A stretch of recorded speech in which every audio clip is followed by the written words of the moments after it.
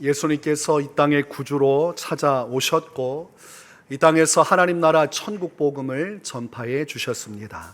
예수님께서는 많은 질병이 있는 자들을 고쳐주셨고 귀신에 억눌린 자들을 자유케 하여 주셨습니다.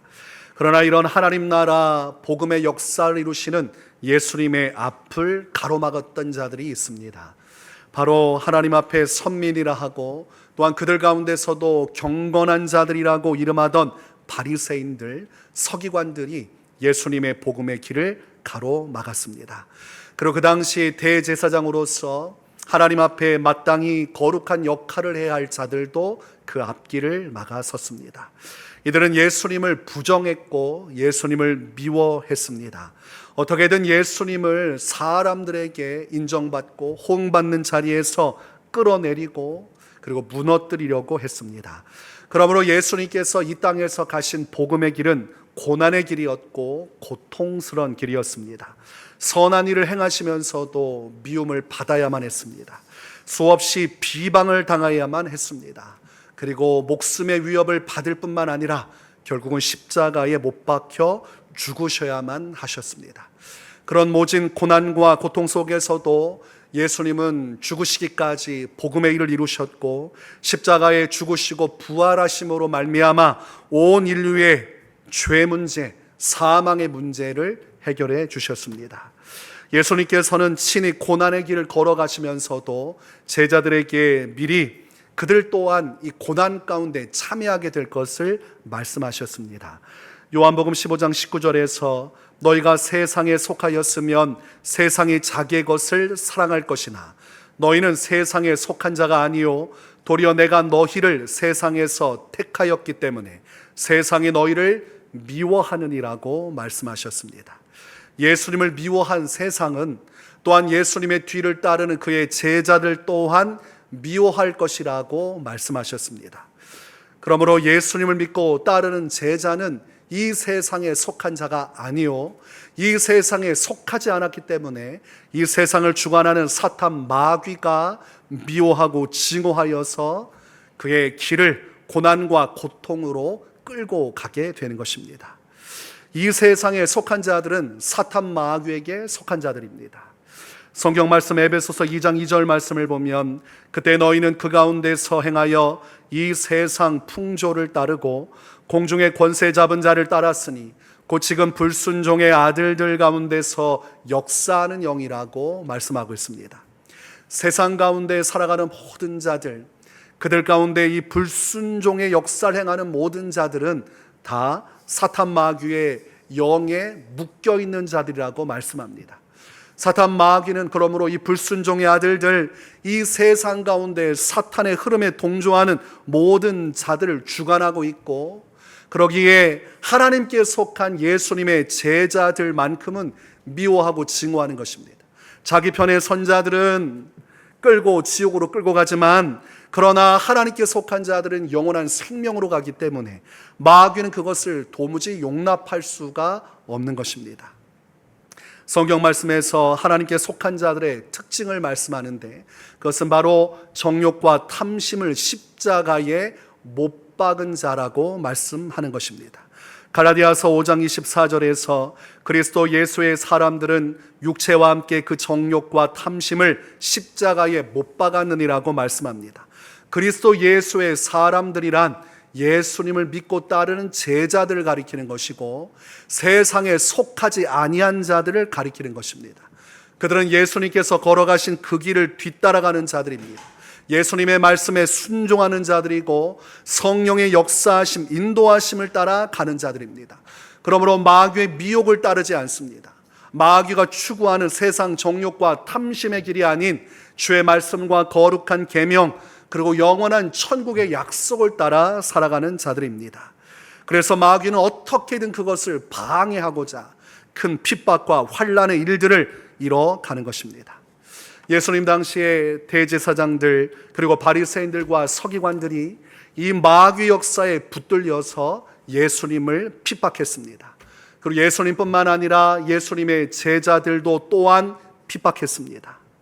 우리가 성경 말씀을 보면 예수님께서 죽으시고 부활하신 이후에 예수님의 말씀에 순종하여서 120명의 성도들, 제자들이 오순절 마가다락방에서 기도하다가 성령을 받게 되고, 그 이후의 역사를 보면 강력한 성령의 역사가 교회를 통해 일하시면서도 반대적인 마귀의 역사가 대적하는 것을 보게 됩니다. 예수님을 대적하고 핍박했듯이 예수님의 제자들, 교회 공동체를 수많은 유대 지도자들이 회방하고 핍박하고, 그리고 심지어 그들을 죽이기까지 하는 일들이 벌어지게 됩니다. 그래서 성경 말씀을 보면 스데반 집사가 성난 회중들에게 돌에 맞아 순교하게 되고, 야고보 사도가 붙잡혀서 칼로 죽임을 당하여 순교하게 됩니다. 사도행전 7장 59절과 60절의 말씀에서 그들이 돌로 스데반을 치니 스데반이 부르짖어 이르되 주 예수여 내 영혼을 받으시옵소서 하고, 무릎을 꿇고 크게 불러 이르되 주여 이 죄를 그들에게 돌리지 마옵소서, 이 말을 하고 잔이라고 기록합니다. 또한 사도행전 12장 1절과 2절에서도 그때 헤롯 왕이 손을 들어 교회 중에서 몇 사람을 해하려 하여 요한의 형제 야고보를 칼로 죽이니라고 말씀하고 있습니다. 여러분, 돌에 맞아 죽고 칼에 찔려 죽는 일들이 일어났습니다. 초대교회 성도들이 성령 받고 믿음의 역사를 이룰 때 거기에 대적해서 악한 마귀가 세상을 통해서 얼마나 그들을 징후하고 미워하고 고난과 고통으로 몰아세웠는지 성경은 분명하게 기록하고 있습니다. 여러분, 누가 이러한 분위기에서 예수님을 믿는 길로 갈 수 있으며 예수님을 믿는다고 고백했던 그 신앙을 지킬 수 있겠습니까? 목숨마저 위협을 당하는 상황에서 어떻게 주님 앞에서 신앙의 길을 걸어갈 수 있겠습니까? 그러나 그럼에도 불구하고 초대교회 성도들은 그 핍박과 환난 가운데서도 끝까지 믿음을 지켰습니다. 사도행전 12장의 말씀을 보면 야고보 사도가 순교했습니다. 그것이 얼마나 교회에 큰 충격을 주었겠습니까?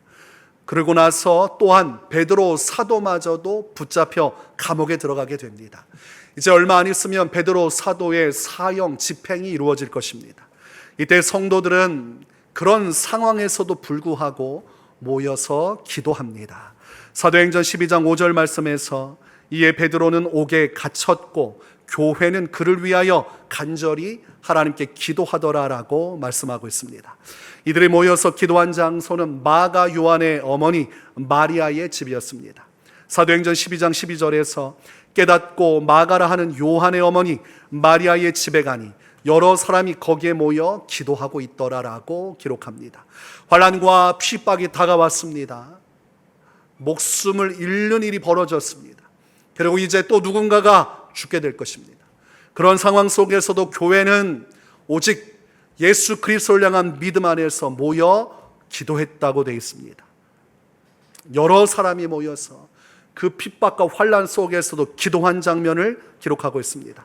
하나님께서 그 가운데서 기도하는 자들의 기도를 들으셨고 하나님께서 구원의 은혜를 베풀어 주십니다. 사도행전 12장 6절과 7절에서 헤롯이 잡아내려고 하는 그 전날 밤에 베드로가 두 군인 틈에서 두 쇠사슬에 매여 누워 자는데 파수꾼들이 문 밖에서 옥을 지키더니 호련히 주의 사자가 나타나매 옥중에 광채가 빛나며 또 베드로의 옆구리를 쳐 깨워 이르되 급히 일어나라 하니 쇠사슬이 그 손에서 벗어지더라라고 기록하고 있습니다.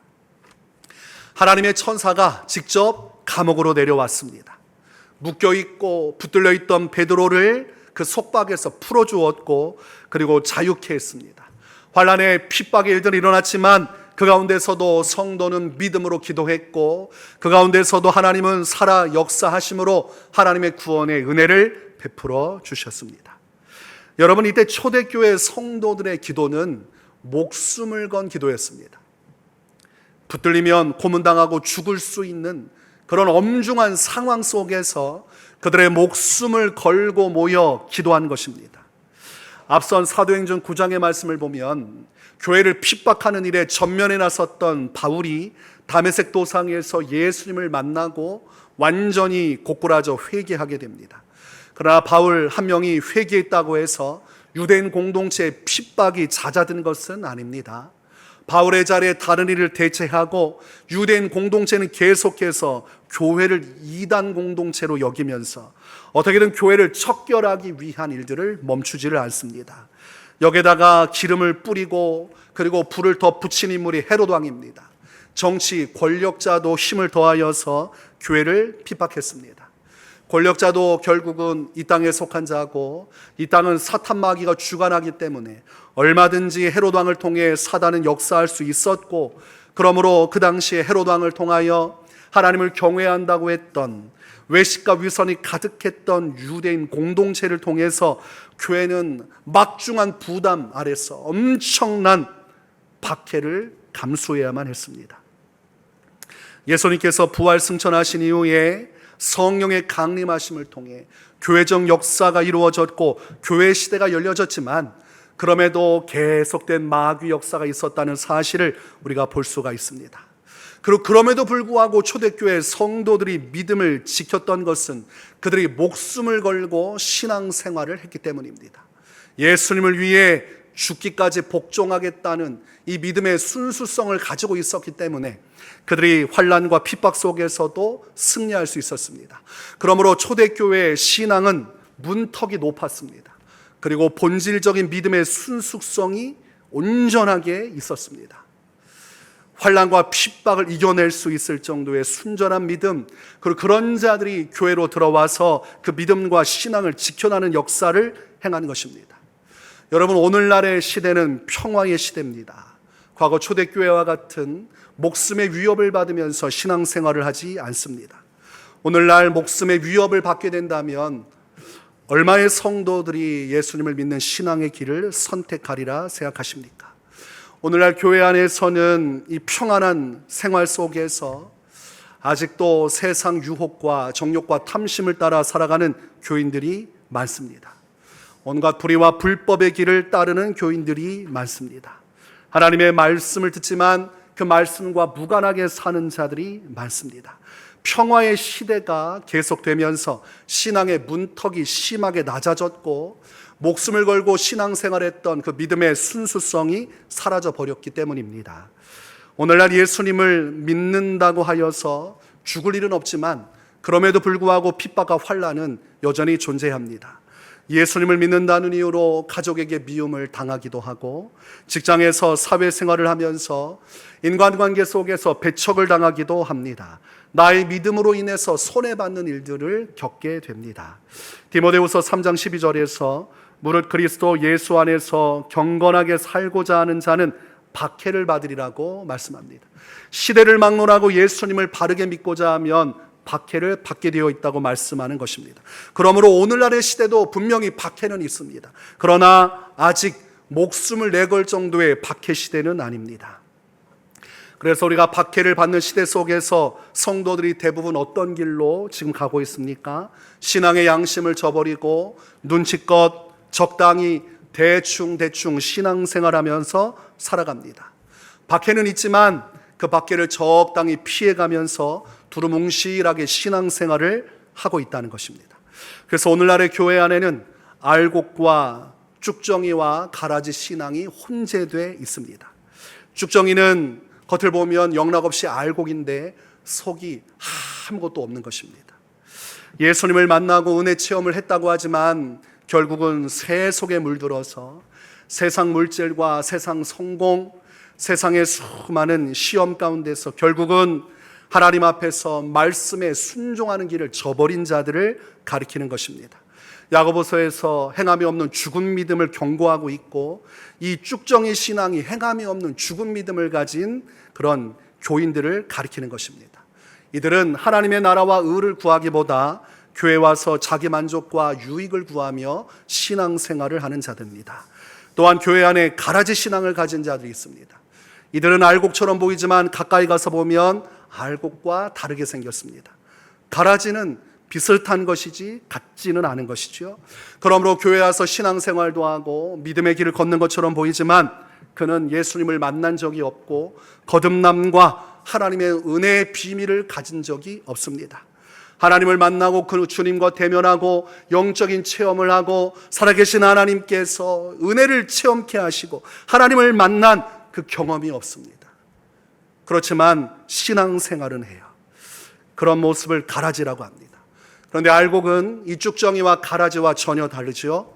예수님을 만나고 나서 예수님의 제자의 길을 걷는 자들이고, 그들은 주의 말씀에 순종하며 거룩한 길로 나아가는 자들입니다.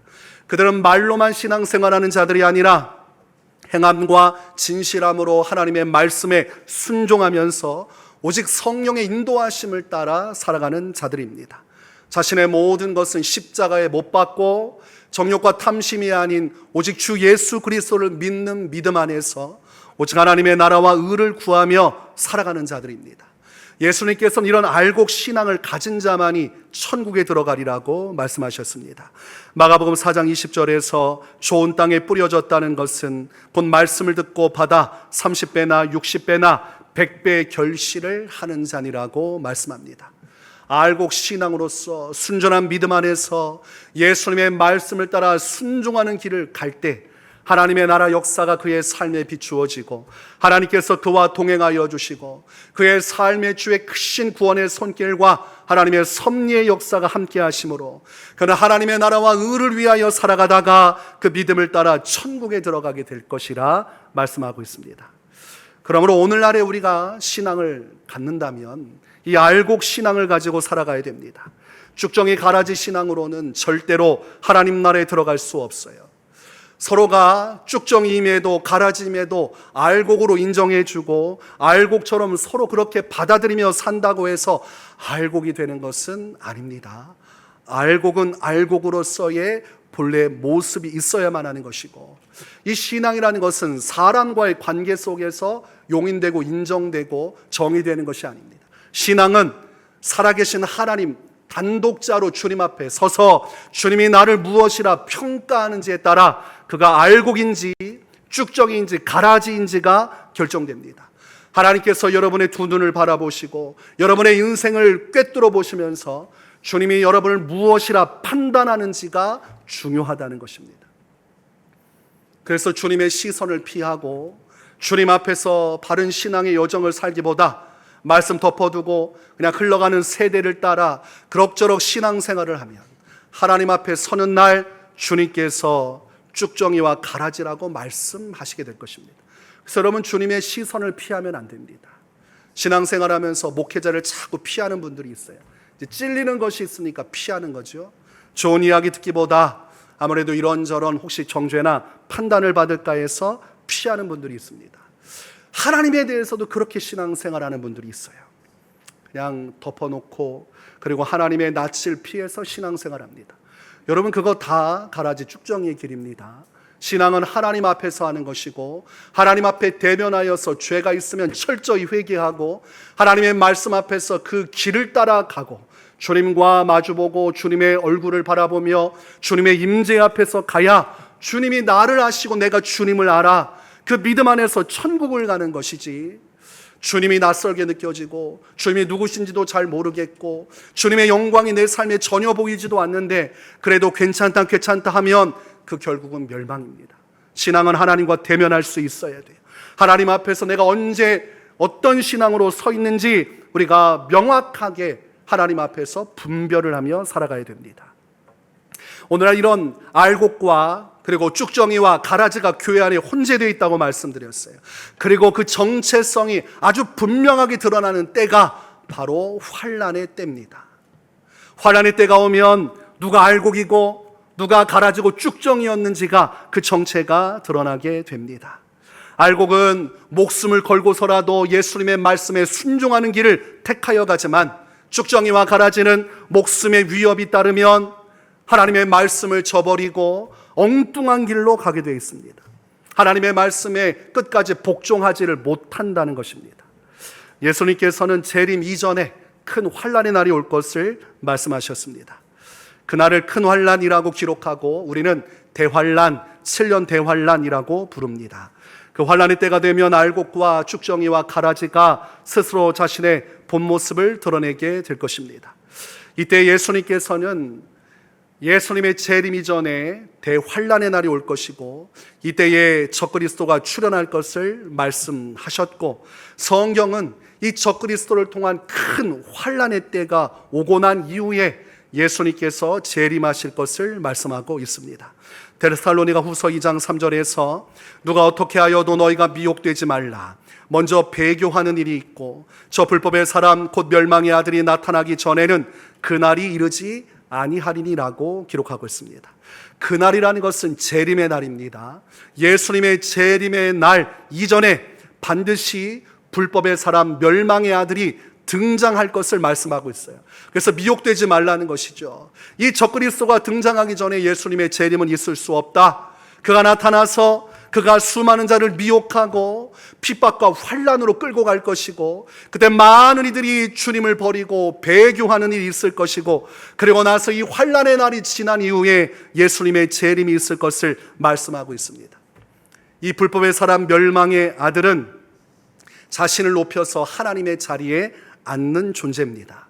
그리고 자신을 그리스도와 같은 구원자의 반열에 놓고 신을 섬기듯 자기들을 경배하게 만들 것입니다. 그리고 자기를 따르지 않고 섬기지 않고 자신의 뜻에 순응하지 않는 자들은 핍박할 것이고 박해할 것인데 예수님은 창세 이후로 이러한 환난이 없을 것이라고 말씀하셨습니다. 그러므로 성경 전체를 살펴봐도 유래를 찾아볼 수 없는 엄청난 환난이 전 세계 모든 민족 가운데 나타나게 될 것을 말씀하고 있습니다. 요한계시록 13장 8절과 9절에서 죽임을 당한 어린 양의 생명책에 창세 이후로 이름이 기록되지 못하고 이 땅에 사는 자들은 다 그 짐승에게 경배하리라. 누구든지 귀가 있거든 들을지어다 라고 말씀하고 있습니다.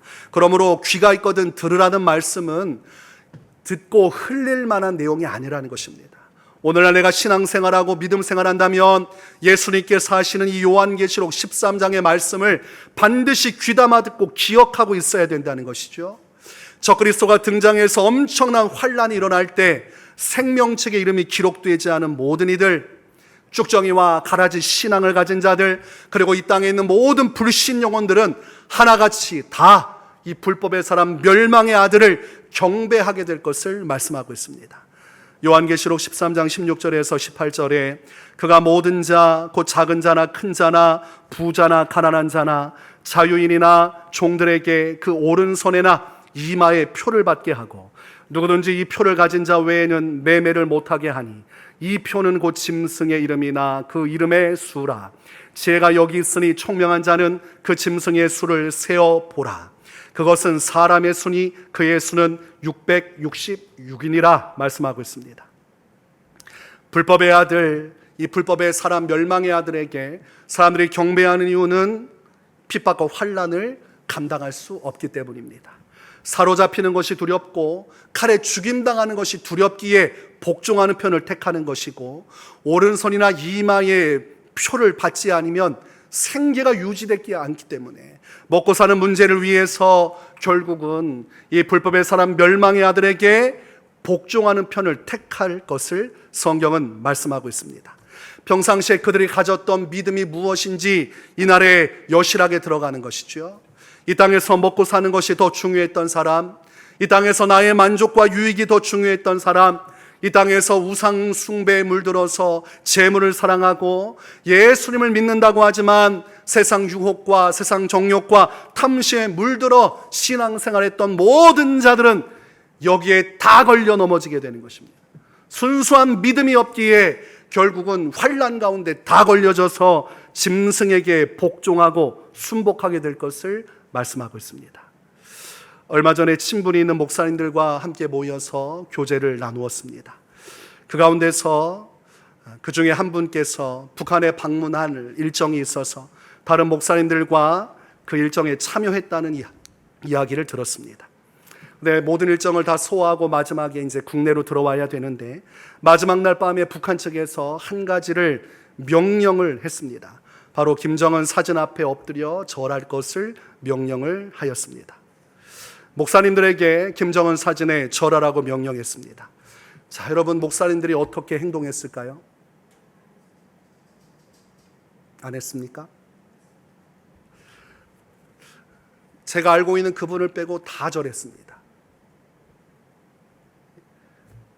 대한민국으로 보내지 않고 여기서 구류해 둔다고 하니까 목사님들이 절했어요. 그리고 그 이야기를 전한 분만 절하지 않았다는 내용을 들었습니다. 여러분, 신앙이란 것이 덮어두고 믿는다고 하면 그게 온전한 것이 아닙니다.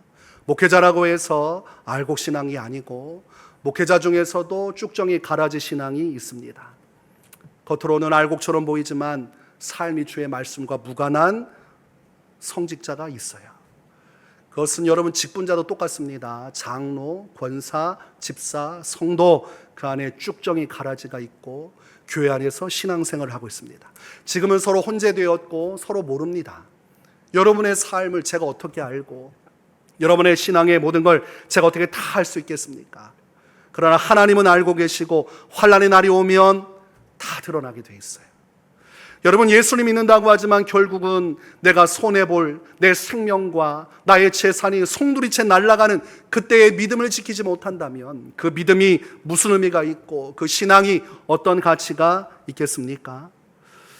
여러분이 말세 시대 내가 어떠한 신앙인으로 지금 오늘을 살아가고 있는지, 그래서 여러분 깊이 분별해야 되고 깊이 묵상해야 됩니다. 나는 알곡인가? 아니면 쭉정인가? 아니면 가라지인가? 내 목숨에 위협을 받는 날이 올 때 나는 어떤 선택을 할 것이고, 나는 지금 어떠한 믿음의 여정을 따라 오늘을 살아가고 있는가? 평안의 시대에 다 좋은 게 좋은 거고 저마다 자기 인생 누리며 신앙생활하는 이때에 덮어두고, 말씀을 덮어두고 내 생각대로, 내 욕망대로, 내가 하고 싶은 대로 하나님의 뜻과 무관하게 성령의 음성을 저버리고 신앙생활하는 것이 여러분 얼마나 위험한 것인지 우리가 성경 말씀을 통해 깊이 깨달아야 됩니다. 그럼에도 불구하고 엄청난 환난의 날이 오는 그 대환난의 날에도 믿음을 지키는 성도가 있을 것을 성경은 말씀하고 있습니다. 알곡 신앙을 가진, 순수한 믿음을 가진 자들이 마침내 끝까지 믿음을 지킬 것을 성경은 약속을 하고 있습니다. 요한계시록 13장 10절에서 사로잡힐 자는 사로잡혀갈 것이요 칼에 죽을 자는 마땅히 칼에 죽을 것이니 성도들의 인내와 믿음이 여기 있느니라 말씀하고 있습니다. 사로잡힐지라도, 칼에 죽임을 당할지라도 끝까지 믿음을 지키는 성도들의 믿음과 인내의 역사가 그 환난 가운데서도 꽃피워질 것을 말씀하고 있습니다. 그리고 성경은 그들을 향해서 이기는 자들이라고 말씀하고 있습니다. 요한계시록 17장 14절에서 그들이 어린 양과 더불어 싸우려니와 어린 양은 만주의 주시요 만왕의 왕이심으로 그들을 이기실 터이요 또 그와 함께 있는 자들 곧 부르심을 받고 택하심을 받은 진실한 자들도 이기리로다. 이기는 자가 바로 누굽니까? 믿음의 성도라고 할 수 있습니다. 또한 요한계시록 21장 6절과 7절에서 또 내게 말씀하시되 이루었도다. 나는 알파와 오메가요 처음과 마지막이라. 내가 생명수 샘물을 목마른 자에게 값없이 주리니 이기는 자는 이것들을 상속으로 받으리라. 나는 그의 하나님이 되고 그는 내 아들이 되리라. 이기는 자만이 상속자가 되고 이기는 자가 참된 하나님의 아들이라고 말씀하고 있고, 이기는 자는 곧 믿음의 성도요 오늘날의 시대의 알곡 신앙으로서 주님의 말씀 안에 인내하며 믿음을 따라 살아가는 자들이 환난 가운데서도 목숨을 바쳐 자신의 믿음을 지키고 하나님께 영광을 돌리게 될 것을 말씀하고 있습니다. 여러분, 오늘날이라도 대환난의 날이 열려진다면 부디 여러분과 저는 칼에 죽임을 당하고 매매를 할 수 없어서 아무것도 할 수 없는 그런 상황이 올지라도 예수님의 말씀을 따라 우리의 믿음과 신앙을 지키는 그런 이기는 자로서 살아갈 수 있기를 바랍니다. 여러분, 혹여라도 이 말씀이 양심의 가책을 찌르고 성령께서 여러분에게 주시는 말씀이 있다면 회개하셔야 돼요. 오늘부로 회개해야 됩니다. 하나님 앞에서 쭉정이 가라지 신앙 그만두고 내 멋대로 내 마음대로 신앙생활하는 거 내버려두고 사명을 저버리고 성령의 인도하심을 저버리고 하나님 앞에서 아무런 열매조차 찾을 수 없는 쭉정이 생활, 성도라고 하나 성도와 전혀 다른 길을 가고 있는 가라지 생활 다 청산하고 예수님의 십자가 보혈 앞에 나와 철저히 회개하고 여러분 성령의 도우심을 구해야 됩니다. 하나님, 저를 알곡 신앙이 되게 해주십시오. 하나님, 어떤 환난 속에서도 믿음을 지키는 이기는 자로서, 참된 성도로서 마침내 주의 영광과 그 승리에 참여하는 그런 참된 신앙인으로 살아가게 하여 주시옵소서. 여러분, 우리의 신앙의 문턱이 높아지기를 바랍니다. 우리가 오늘날 목숨을 걸고 신앙생활할 수 있는 믿음의 순수성을 회복할 수 있기를 바랍니다. 그러므로 어떠한 상황 속에서도 주님께만 영광이 되는 믿음의 성도로 살아가시기를 주님의 이름으로 축원합니다.